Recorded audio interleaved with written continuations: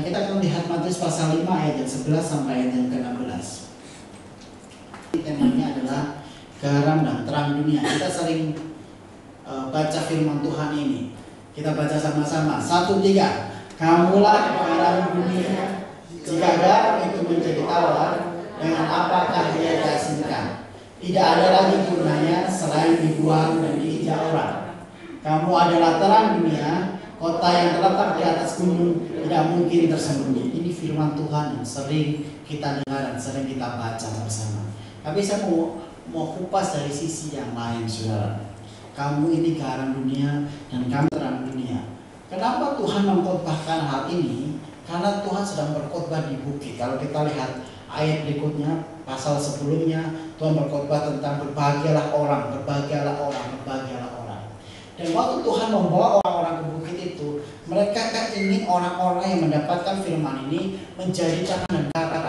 Karena posisi orang-orang yang mendengarkan itu dulu historikalnya mereka sedang di dalam penjajahan kerajaan Romawi. Dan Tuhan ingin mereka untuk menjadi garam dan terang, menjadi saksi dimanapun mereka berada.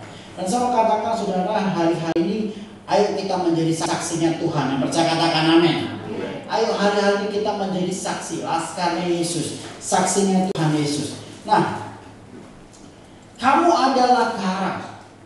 Berbicara garam itu berbicara rasa. Sama-sama katakan rasa, saudara. Kalau kita masak itu seringkali kita pakai garam. Betul apa betul, saudara? Ada di sini ibu-ibu yang masak nggak pakai garam? Pasti rasanya hambar. Nah, ada 3 hal. Kamu ngomong sama saya begini. Garam itu digunakan untuk menjadi rasa. Jadi kalau memasak harus ada garam. Yang kedua, garam itu digunakan untuk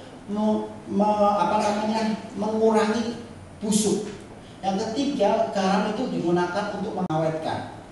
Waktu saya ke Israel, saudara, saya dipimpin orang Israel, orang Turki Israel. Jadi dulu itu waktu zamannya Musa, zamannya perang itu, bukan zaman Musa, zaman perang itu, saudara.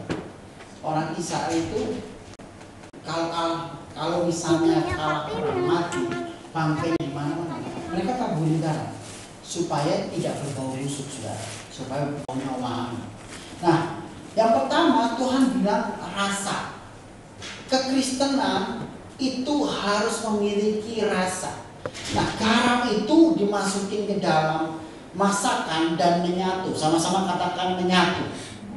Kita harus menyatu terhadap Tuhan. Kita harus menyatu terhadap masyarakat. Kita harus membawa, kita harus menyatu kepada lingkungan kita. Yang percaya katakan amin, saudara.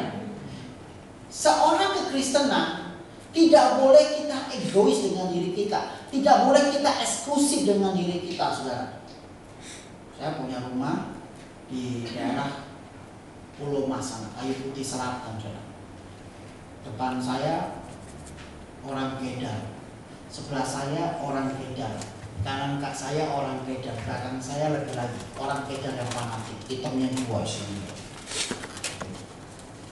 Dulu waktu saya pindah ke situ pertama kali, mereka gak mau nyapa saya. Saya bilang, selamat pagi Pak, gitu. Mereka cuekin. Mereka bilang, kafir. Tapi ya gak apa-apa lah. Tapi saya berusaha menyatu. Kenapa? Kita harus bisa beradaptasi dengan segala hal. Dan saya tanya sama Tuhan, Tuhan, saya seperti domba di tengah serigala oleh Tuhan. Depan Kedar, fanatik PKS. Sebelah kanan FBN. Sebelah kiri orang Padang. Pendetanya cuma satu-satunya saya. Dan saya bilang sama Tuhan, Tuhan gimana? Tuhan bilang sama saya, nah Tuhan kasih hikmat, Roh Kudus kasih hikmat sama saya. Pas kamu lebaran, nah kamu bikin parsel. Parsel itu yang bungkusan gede isinya banyak gitu loh Pak. Gitu. Kamu berikan kepada mereka. Apa yang terjadi, saudara? Ya udah, saya bilang sama istri saya, yang kita harus diparsel. Kenapa? Tuhan suruh. Untuk apa? Untuk tetangga-tetangga. Saya bikin parsel yang dalamnya mahal-mahal, saudara. Dan saya akhirnya waktu lebaran itu, sebelum saya kerja pulang, biasanya kalau lebaran saya pasti pulang ke Solo, kumpul keluarga sama kakak dan adik saya. Saya itu jarang ketemu mereka, jarang ketemu mama saya juga, jarang ketemunya pas lebaran. Natal mungkin nggak mungkin bisa. Karena apa? Natal malah banyak jadwal, saudara. Hamba Tuhan kalau Natal kan jadwalnya padat ya, saudara. Jadi lebaran pas tanggal merah pemerintah, kita juga ikut lebaran. Apa yang terjadi, saudara? Kita beli parcel, angkat tinggi gitu. Saya angkat tinggi terus saya kata-kata gitu. Assalamualaikum Pak Haji. Bukan Pak Haji. Dia ngeliat parcelnya, Pak. Udah langsung. Dia bilang, mama parcel. Kalau udah parcel dibukain pintu. Akhirnya apa? Dibukain pintu, disuruh masuk, saudara. Salaman, parcelnya diterima. Dia bilang, Bapak dari mana? Jelas-jelas sebelah rumah. Masih tanya, itu namanya orang jaim ya, orang jaga image ya, saudara. Karena dia datang, saudara. Dan apa yang terjadi? Sampai hari-hari ini, saudara, gara-gara saya memberikan parcel, gara-gara saya menyatu dengan mereka, itu mereka sayangnya gak karuan. Saudara, dari tempat depan rumah saya itu satpam tanya pendeta Joy, mereka pasti tahu. Karena apa? Saya belajar untuk menjadi rasa buat sama orang. Saya belajar untuk menyatu ke dalam segala aspek. Karena apa? Fungsinya kita harus menjadi garam. Yang percaya katakan amin. Yang percaya katakan amin. Saya punya rumah itu di tempat saya ini tuh ada palangnya begini, saudara. Setiap masuk, saya usahakan kasih 5.000 kepada satpam. Saya usahakan kasih 7.000 pada satpam. Saya usahakan kasih 10.000. Apa yang terjadi, saudara? Sebelum mobil saya masuk, itu tiangnya itu atau apa namanya portalnya itu langsung diangkat juga. Karena apa? Karena mereka menunggu 5.000. Ya, karena mereka lihat orang Kristen itu luar biasa. Makanya firman Tuhan dikatakan begini, jangan jadi seperti orang Farisi. Mereka hanya bisa membaca Taurat, membaca kitab Taurat, tetapi mereka tidak bisa melakukannya. Makanya setelah ini Tuhan bilang begini, aku datang bukan untuk meniadakan hukum Taurat, tapi aku datang untuk menggenapi hukum Taurat. Kenapa? Kita harus menjadi terang, saudara. Makanya hukum Taurat diganti dengan hukum kasih. Hukum kasih itu hukum yang terutama dan paling utama. Kasihlah Tuhan Allahmu dengan segenap hatimu, dengan segenap jiwamu, dengan segenap akal budimu. Kasihlah sesama manusia seperti apa? Dirimu sendiri. Kalau saudara berbicara tentang garam, saudara harus memiliki rasa yang menyatu. Yang percaya katakan amin. Yang percaya katakan amin. Saya berdoa, saya punya jemaat Tuhan di tempat ini menjadi garam. Orangnya suka memberi. Orangnya royal untuk orang-orang yang memerlukan. Itu menyatu. Dimanapun nama baik kita, dimanapun kita punya nama baik, saudara. Kalau kita menjadi seorang yang punya sifat garam ini, saudara. Saudara nanti misalnya dipanggil Tuhan, yang layak banyak banget pasti. Oh iya, karena saudara menyatu segala aspek. Tukang bakso bisa, tukang ojek bisa, bajai bisa, konglomerat bisa. Saya tuh belajar dari papa saya, saudara. Saya belajar tentang cara hidup garam yang teratur dari papa saya. Papa saya ini dari dulu, kita tuh dulu tuh rumahnya kecil banget. Di Solo tuh rumahnya triplek. Rumah SSS, rumah sangat susah selojo. Susah semuanya, kecil sudah, kecil banget. Dan dari triplek, Pak, dari triplek. Saya pernah mengalami tidur di atas air karena hujan bocor, saudara. Air. Saya pernah mengalami banyak hal. Tapi papa saya ini punya satu hal. Dia itu orangnya sangat ngerti tentang memberi. Lagi bocor, lagi kehujanan, lagi rumahnya lagi kebocoran, saudara. Orang datang minta tolong, dikasih. Rumah triplek. Hamba Tuhan datang, kasih makan. Siapapun saudara, ke rumah kita tidak mungkin tidak makan, pasti makan. Tiba-tiba Tuhan kasih tanah di rumah, kita beli tanah 1.500 meter. Kita bangun 4 lantai. Sebelahnya kita beli lagi 2.000 meter, kita bangun 4 lantai. Dua-duanya ini kalau dihitung saudara, totalnya itu 10 M saudara bangun. Gede banget. Kalau saudara ke Solo lihat rumah saya masih bingung, gede banget, bisa dipakai sepak bola. Ya, kenapa? Dipakai untuk panti asuhan. Anak-anaknya main bola bukan di lapangan, saudara, di rumah itu, karena gede banget. Tapi kita mulai dari nol, saudara. Saya menikmati masa kecil saya yang sangat menderita. Saya jalan kaki itu ya, waktu SD, umur 7 tahun sampai umur berapa tahun gitu. Saya jalan kaki, SD saya jauh sekali. Saya pulang pergi ke Panasan, saya pernah mengalami itu. Tapi saya belajar untuk menjadi rasa. Saya melihat papa saya kepada orang sekitar, orang kampung dia 17 Agustus, kita yang nyewakan alat musik, kita menyewakan bandnya supaya apa? Mereka bisa nyanyi-nyanyi lagu dangdut. Gereja hari-hari ini harus menyatu. Yang percaya katakan amin. Gereja gak bisa eksklusif lagi hari-hari ini, saudara. Kita harus menyatu, kita harus menjadi garam dong. Kadang-kadang gereja gak bisa touch orang miskin. Kadang-kadang gereja, bisanya di gereja bagus, tampilannya keren. Keluar dari tempat ini, ada orang minta, minta 1.000 Den. Ganggu aja kamu, pergi sana. Gak bisa. Kita harus belajar, makanya firman Tuhan ini sangat mengerti. Firman Tuhan jauh lebih mengerti. Saudara harus tahu ya, Matius ini ditulis tuh jauh sebelum kita lahir, ribuan tahun yang lalu. Tetapi kenapa kok Tuhan bisa ngambil cerita tentang garam dan terang? Karena apa? Itu berbicara yang sangat kuat sekali. Yang percaya katakan amin, saudara. Kita harus bisa mengerti. Amin, saudara. Kemanapun kita berada, ayo belajar untuk menjadi orang yang bisa memberikan kasih. Katakan kita belajar untuk bisa memberikan kasih. Ayo. Ngomongnya nggak jelas. Kepada keluarga kita, kepada mertua kita, kepada siapapun juga, saudara. 2007 papa saya dipanggil Tuhan, saudara, karena sakit jantung. Itu yang layak kita 4 hari di rumah duka. Itu yang layak 1 hari lebih dari 1.000 orang. Ramainya 24 jam. Saya nggak kenal, wali kota pun sampai datang. Kenapa? Bakti yang dia berikan buat masyarakat, bakti yang dia berikan buat kota Solo. Kalau misalnya kita dipanggil sekarang, pertanyaan apa sih yang kita udah berikan? Betul nggak, saudara? Apa? Apakah kita menjadi batu sandungan di mana aja? Ataukah kita menjadi orang yang bisa menjadi kasih di mana aja? Saya pernah, saudara, khotbah penutupan peti yang datang cuma satu keluarga, 18 orang, cuma 18 orang. Saya tanya, kok yang nggak datang? Karena Pak semasa hidupnya sama sekali nggak memiliki kasih. Misalnya teriak-teriak. Nah, saya berharap saudara belajar dari garam. Yang percaya katakan amin. Saudara, dengan anak saudara apakah hubungannya bagus? Saudara dengan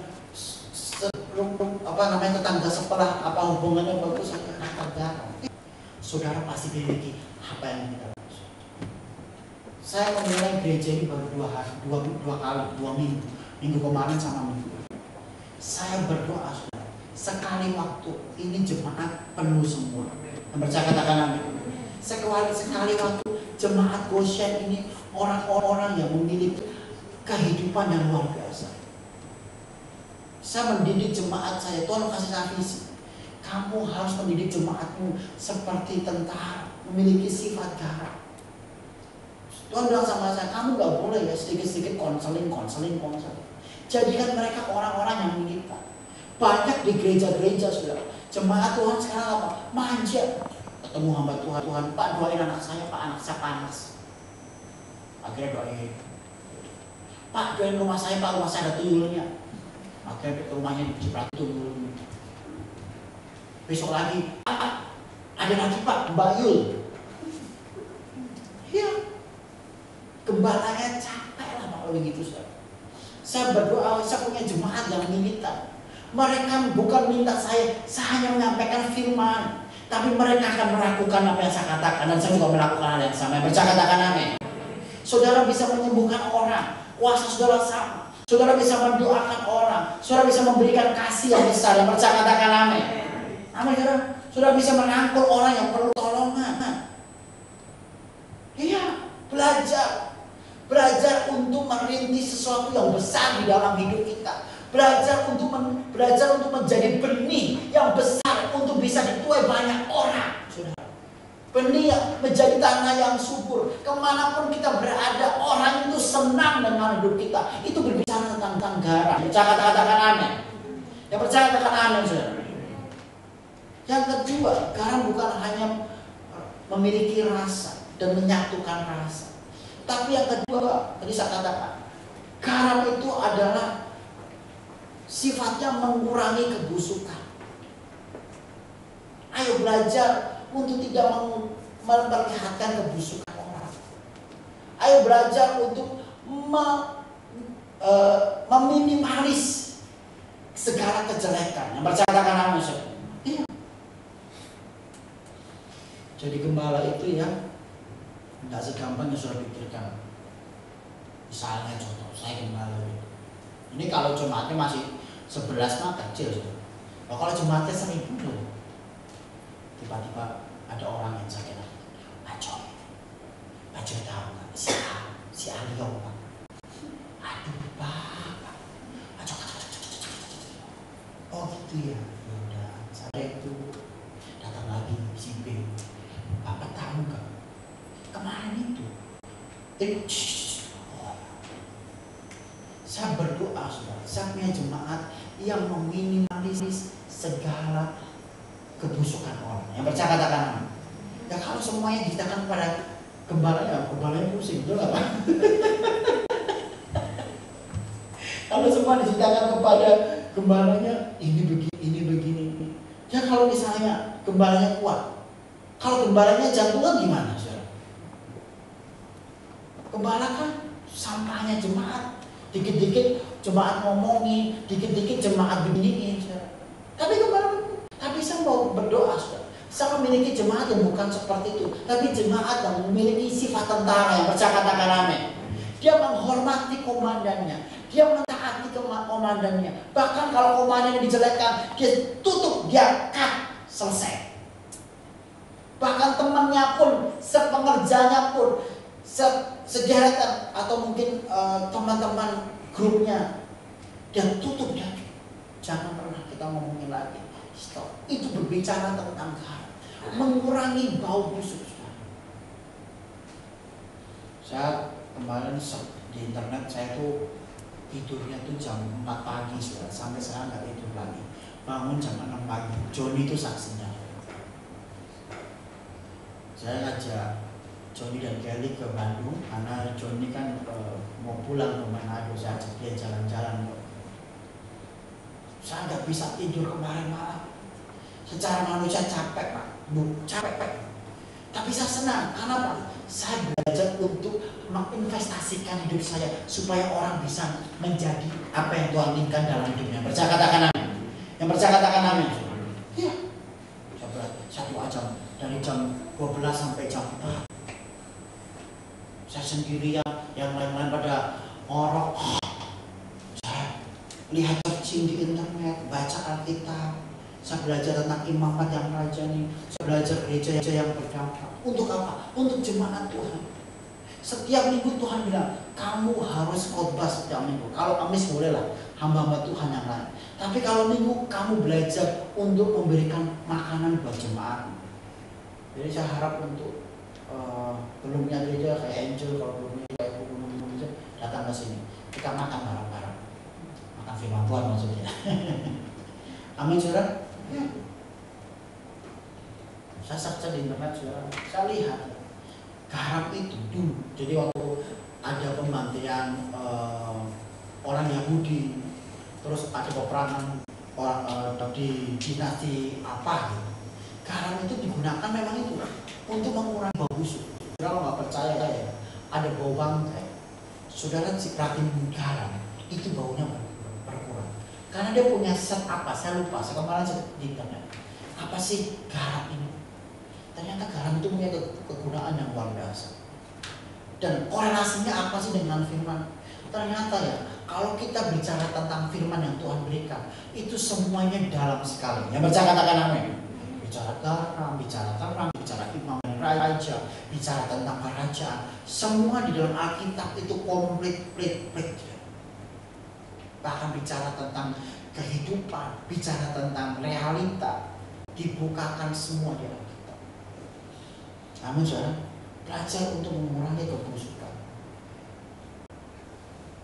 Misalnya suami istri, suaminya kurang bagus, ya gak usah ceritakan di mana-mana. Kadang-kadang kan ibu-ibu ya suka ngomongin suaminya di mana-mana. Lagi arisan nih contoh, malah ngomongin, lu tau gak suami gua sekarang, ya ampun, pok. Waduh lah, pokoknya gue curiga deh gini. Akhirnya si empok yang dikasih tahu sama istri yang suaminya tadi cerita ke yang lain. Lu tahu nggak kemarin ya istrinya si suami Udin cerita sama gue, suaminya begini. Itu akhirnya apa? Suaminya nggak ngerti apa-apa, namanya jelek di mana. Ya, itu bukan mengurangi bau busuk, tapi membuka bau busuk dalam keluarganya. Saya ngajarin istri saya ngajarin diri saya sendiri. Kemanapun saya akan sanjung istri saya, tidak. Walaupun istri saya gemuk, saya akan sanjung.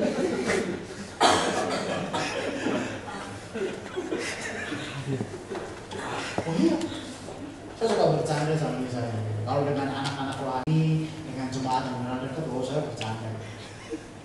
Saya sayang sama saya. Kita kadang-kadang ya ecek-ecekan kecil lah, tapi fair gitu depan orang. Kita nggak ngomong di belakang. Ngapain ngomong di belakang? Anak rohani kita tahu kita semua kok. Ya, berantemnya kita tahu. Ya namanya suratan yang terbuka, saudara. Kapan kita cek-cek? Di depan rohani, di belakang pok. Itu apa? Kita suratan terbuka, ya marah-marah lah, wajar lah. Emang rumah tangga seumur hidup pasti ada gesekan kok. Ya marah-marah, tapi saat selesai belajar lagi untuk mengasihi. Ya begitu. Saya depan anak orang, saya misalnya sama Joni atau dengan Pak Junal, dengan siapapun lah anak rohani saya lah pokoknya. Tapi depan mereka, udah kalau ngomong ya ngomong. Saya belajar untuk menjadi suratan yang terbuka, mengurangi bau busuk. Yang percaya katakan amin. Makanya Tuhan bilang dalam firman, jangan menjadi ragi Farisi, jangan mengikuti ragi orang Farisi, itu bahaya. Amin, saudara.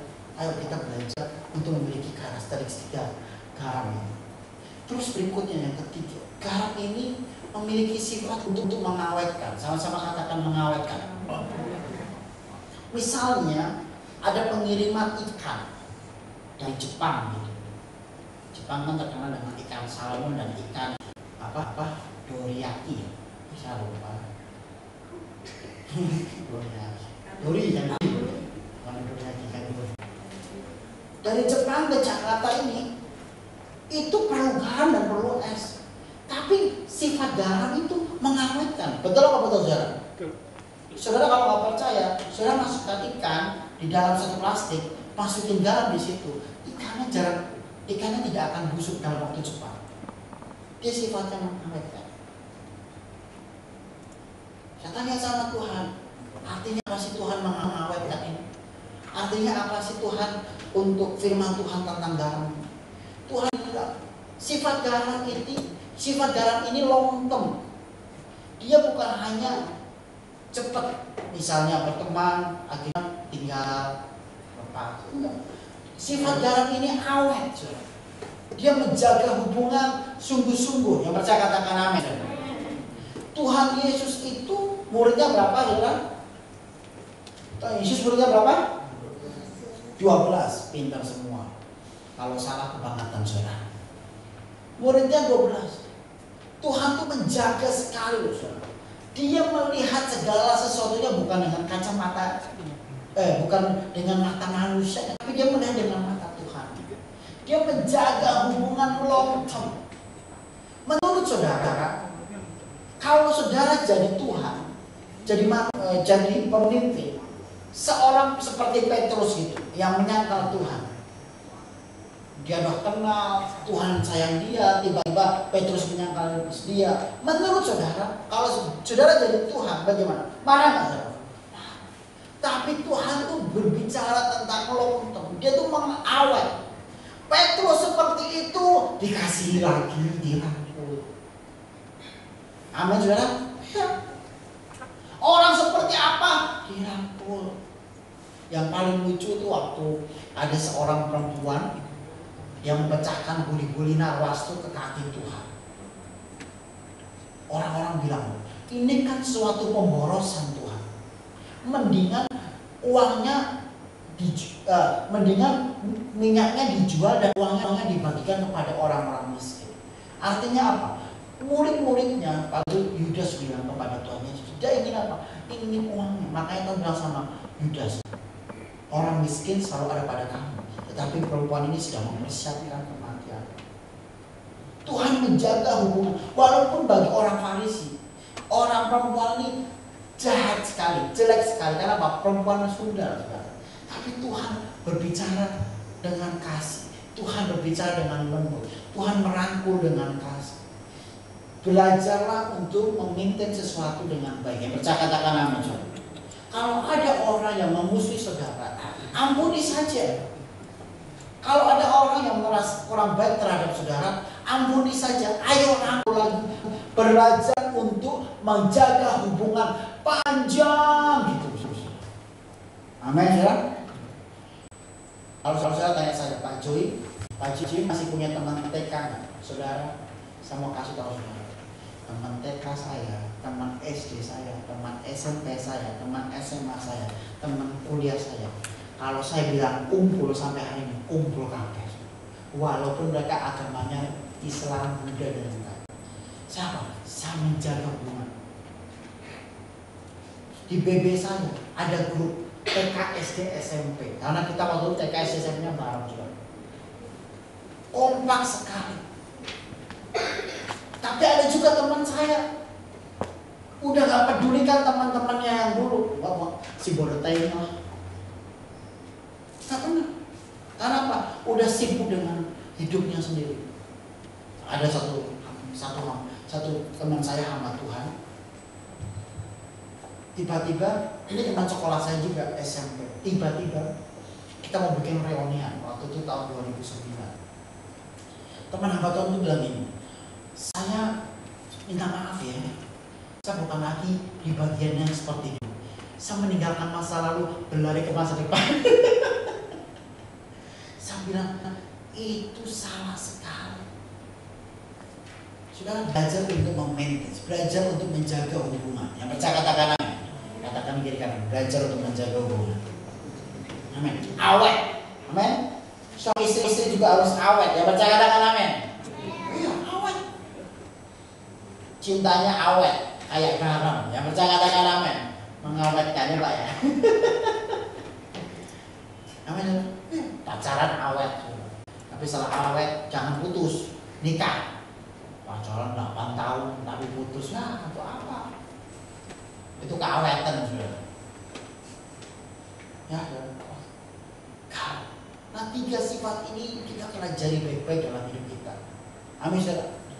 Garam sebagai rasa yang bisa menyatu, garam sebagai pengurang bau busuk, dan yang terakhir garam sebagai pengaruh.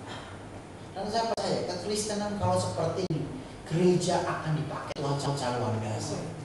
Saya berdoa, saya punya visi besar. Saya bukan mengubah gereja, saya punya visi besar mengubah pemerintahan, mengubah bangsa saudara. Bisa nggak? Bisa. Sangat bisa saudara. Saya berdoa lewat anak-anak Tuhan, lewat jemaat Tuhan, pemerintahan bisa diubah, korupsi tidak ada lagi. Bisa nggak saudara? Bisa. Yang percaya katakan amin. Lewat anak-anak Tuhan,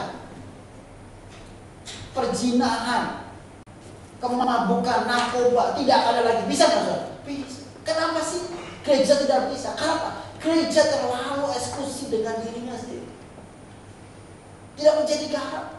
Saya belajar, saudara. Saya bisa masuk kemana pun.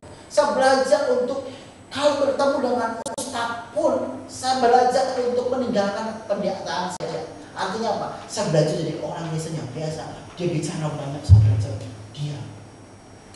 Ya, kita harus menyatu. Kita harus membawa kabar baik kemanapun kita berada. Saya belajar dari Sandy Adelaja. Dia seorang hamba Tuhan hitam, asli Nigeria, tapi tinggal di Ukraina. Jemaatnya dia sekarang 25.000. Tahu nggak saudara? Jemaatnya dia 25.000 itu semuanya orang-orang yang hebat. Jemaatnya yang 25.000 itu satu orang, jemaatnya itu salah satunya adalah pemimpin parlemen, menteri. Suara presiden pun kalah dengan suara Sandy Adelaja. Kalau Sandy Adelaja ini pendeta, Sandy Adelaja bilang, kita akan ubah perekonomian seperti ini. Tolong sampaikan ke presiden. Presiden pun ikut. Kenapa? Dia punya power yang kuat. Segala aspek perekonomian Ukraina sekarang dipegang oleh anak-anak Tuhan gara-gara Sandy Adelaja.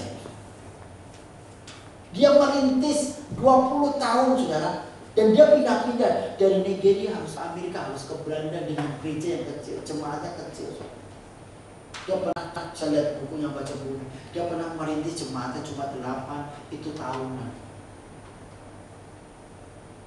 Dia merintis, tapi sekali waktu dia dapat firman Tuhan tentang imamat dan rajian, tentang kingdom, saudara. Apa yang terjadi, saudara? Itu gerejanya langsung booming. Di Ukraina itu sangat melihat warna kulit. Tapi Sandy Adelaja orang yang hitam, tapi dia bisa menjadi pemimpin yang luar biasa. Saya berdoa Indonesia punya hamba Tuhan yang seperti ini, yang percaya, katakan amin. Dia bukan hanya mengubah gereja, dia bukan hanya mengubah jemaat, mengikuti paradoks, mengikuti dogma doktrin, tapi dia mengubah bangsa. Amin, saudara. Saya tanya sama saudara hari ini, Indonesia bisa berubah nggak?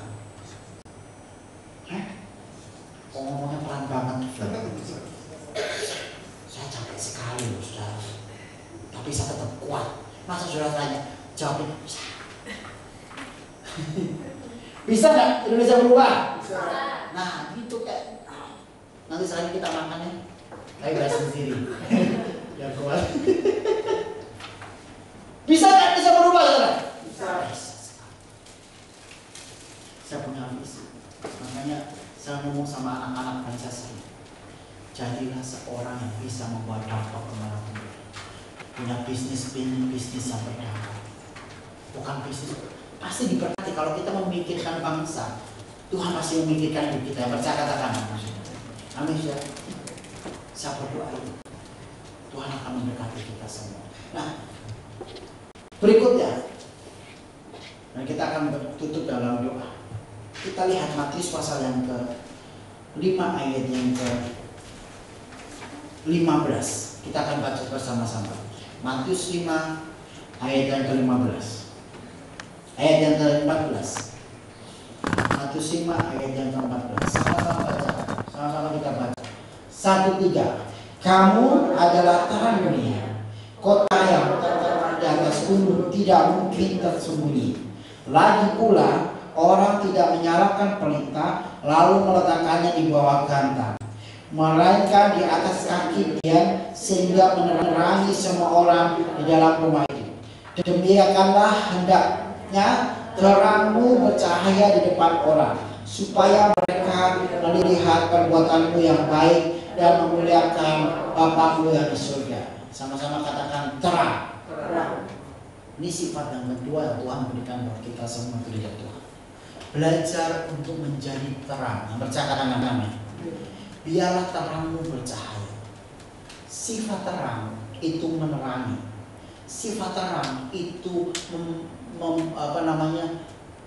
memperlihatkan yang tidak bisa dilihat. Sifat terang itu memperjelas yang tidak kelihatan, tidak jelas.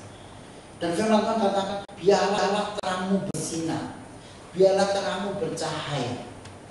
Nah, waktu saya baca bahasa aslinya tentang kata terang, saudara, terang ini berbicara tentang firman. Bahasa Ibrani-nya firman itu logos. Yang dimaksud Tuhan, karena Tuhan telah berkhotbah di atas bukit tentang khotbah di bukit. Tuhan berbicara tentang garam dan tentang terang. Nah, terang ini berbicara tentang firman. Sama-sama katakan firman. Sama-sama katakan firman.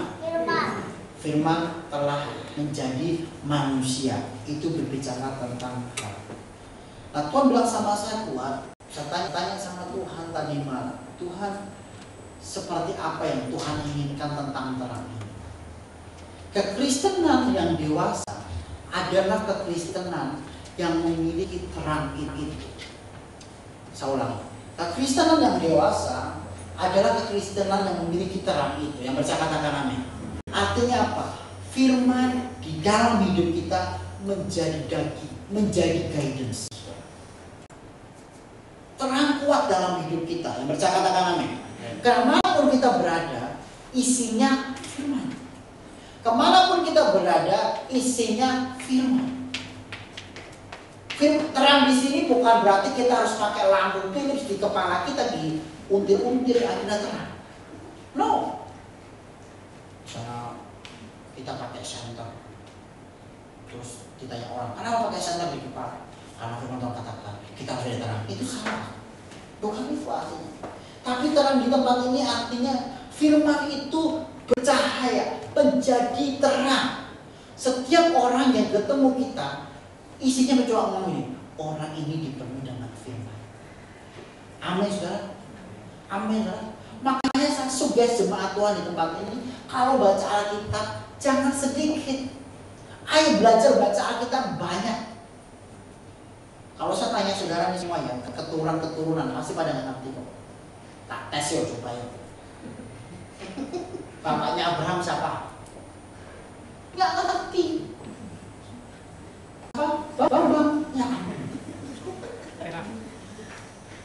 Bapaknya Bapaknya Abraham namanya Terah. Bapaknya Terah siapa namanya? Hah? Mahlon. Mandor. Siapa bapaknya Terah? Hah? Nahor.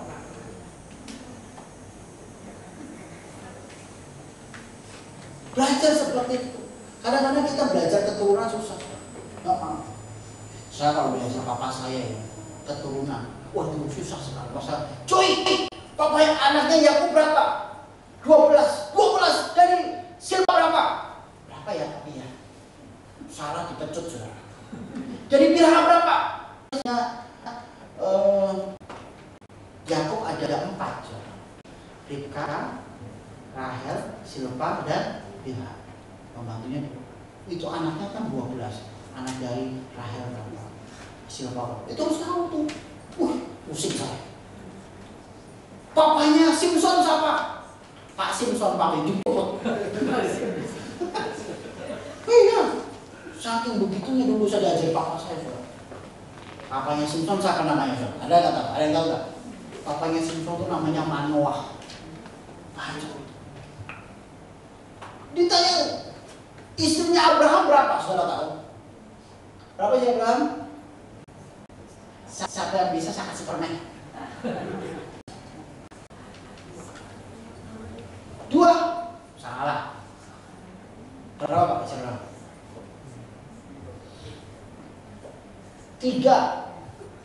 Sarah Hagar keturah. Sarah anaknya siapa namanya? Hagar anaknya siapa? Keturah anaknya siapa? Ayo, nggak tahu.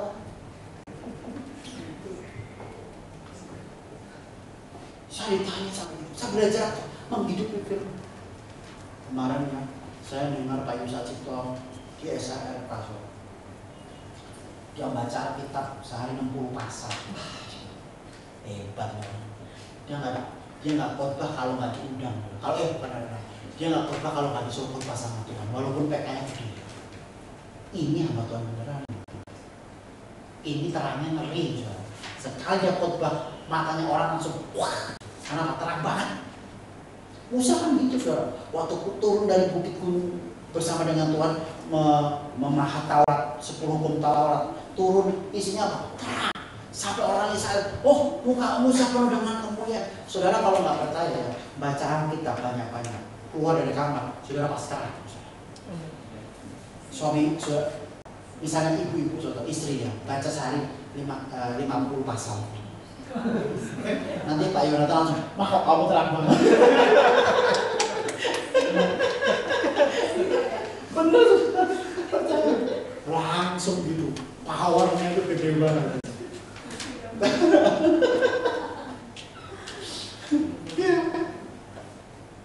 Terus saya mikir, iya juga ya, firman itu terang. Makanya firman Mazmur katakan begini, firman-Mu pelita bagi kakiku, terang bagi apa? Iya, betul nggak saudara? Firman Tuhan itu pelita bagi kaki kita dan terang bagi jalan. Kita harus punya firman, terang itu. Kekristenan yang mandul adalah kekristenan yang gelap, tidak memiliki firman. Ke gereja sih ke gereja setiap minggu, tapi baca kitab nehi. Wah, itu gak ada terangnya tuh, gelap tuh saudara.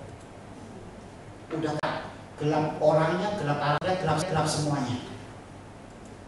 Saya sudah saudara, ayo miliki firman. Belajar keturunan-keturunan. Anaknya Musa siapa? Anda tahu? Istrinya Musa siapa? Ibu Musa siapa? Istrinya Musa siapa? Hah? Mari tahu? Istrinya Musa namanya Yokotobed. Anaknya Musa perempuan dan laki-laki. Laki-laki dan perempuan. Namanya Gersom dan Eliezer. Saudara Musa siapa? Harun dan Meriam. Oh, itu harus tahu tuh. Kristen sudah 1 abad, saudara. Masa nggak tahu? Murid Tuhan Yesus 12 sebutkan namanya siapa? Itu harus tahu. Jangan belajar motivator aja. Jangan belajar tentang ini, tapi firman nggak tahu. Iya, harus belajar itu. Apa? Ini ya, saya mau katakan tentang Israel. Orang Israel itu hebat. Orang Israel itu mirip orang Batak. Ya, Batak itu ikut orang Israel, bukan mirip. Jadi Batak itu ikut Israel, bukan Israel ikut Batak. Bukan Israel. Orang-orang Batak, saudara, orang Batak itu punya marga sampai 7 tahun terakhir. Orang Israel juga sama. Orang Israel itu ngerti buyutnya siapa, cicitnya siapa, cucunya siapa. Tahu sekali. Kenapa? Mereka menghargai regenerasi dan generasi sebelumnya. Itu orang Israel. Orang Israel itu kalau nih ya, hebatnya orang Israel itu. Israel itu orang terpintar di dunia sekarang. Facebook orang Israel, Microsoft orang Israel, World Bank dalamnya orang Israel. Yang mengguncangkan dunia itu Yahudi itu orang Israel. Yang menciptakan pesawat terbang Warren bersaudara orang Israel. Di Jakarta di demo anti Yahudi. FPI kalau demo anti Yahudi, anti Zionisme, anti Israel. Pulang minum Panadol. Panadol itu buatan Israel. Israel hebat sekali. Nah, Israel itu mereka itu kalau memikirkan itu bukan satu pihak. Misalnya dia itu kalau mewariskan sesuatu bukan kepada keturunan satunya di bawah dia. Kalau kita kan sering begitu. Aku beliin rumah supaya nanti anakku si Aliong punya rumah. Kalau orang Israel enggak, aku harus menciptakan sesuatu supaya sampai 7 turunan terakhir bisa menikmati. Itu hebat orang Israel. Makanya Microsoft itu hebat, saudara. Kalau misalnya generasi berikutnya meninggal, generasi sampai bawah pasti menikmati. Betul apa saudara? Hebat. Makanya saya berdoa supaya saudara memiliki firman, punya hikmat, bisa sampai bawah. Amin, saudara. Memiliki terang. Yang percaya katakan amin. Orang yang memiliki firman, orang yang memiliki terang, dia akan memiliki hikmat yang luar biasa. Saya udah tes, saya udah uji. Saya bandingkan orang nggak pernah baca firman dan baca firman. Saudara, jauh banget, saudara. Saya mau katakan begini, kepintaran itu datangnya dari manusia. Kita bisa studi, bisa belajar. Tapi ada satu yang katanya di surga. Makanya Salomo minta itu. Namanya apa? Hikmat. Sekarang Tuhan bilang sama saya, kalau kamu mau hikmat, kau belajar Alkitab ini. Baca Amsal, baca Mazmur. Kalau bisa baca Kejadian sama hikmatmu akan bertambah. Cara berpikirmu akan sama dengan cara berpikir Alkitab. Karena orang itu melakukan apa yang dia baca. Betul gak saudara? Kalau dia suka baca Koping, ya dia akan suka silang. Yang dibaca Koping terus. Kalau dia baca mobil, dia sukanya mobil, otak-atik mobil. Betul gak saudara? Kalau dia sukanya desainer, dia pasti fokusnya ke desain. Ngerti itu. Orang itu melakukan apa yang dia baca. Betul gak saudara? Kalau dia membaca bola, pasti suka aja bola, pasti kenal lah pemain bola. Sekarang kan Euro, pasti tahu pemain bola. Sama kalau kita baca kita pasti akan mengetahui apa pikiran Tuhan dalam hidup kita. Percayakan, amin. Makanya sebelum baca yang lain, baca kita dulu, Pak. Baca kita dulu. Amin. Ya, supaya terang kita baca, supaya bisa menarangi semua. Amin, saudara. Sambil istimewa firman Tuhan ini. Jadilah kita garam dan jadilah kita terang. Dan saya percaya waktu kita menjadi garam dan terang, hidup kita akan membawa dampak yang besar. Perhatikan, kerajaan Tuhan itu bukan bicara nanti, tapi kerajaan Tuhan berbicara sekarang. Tuhan adalah pribadi dan Tuhan adalah membawa kerajaan itu. Waktu Tuhan datang ke dunia, Yesus datang ke dunia, dia membawa kerajaan itu datang kepada dunia. Dan saya memastikan saudara, kalau saudara anak-anak kerajaan, mari jadilah garam dan terang, maka kamu akan bisa membawa kerajaan Tuhan di muka bumi. Mari kita bangkit bersama.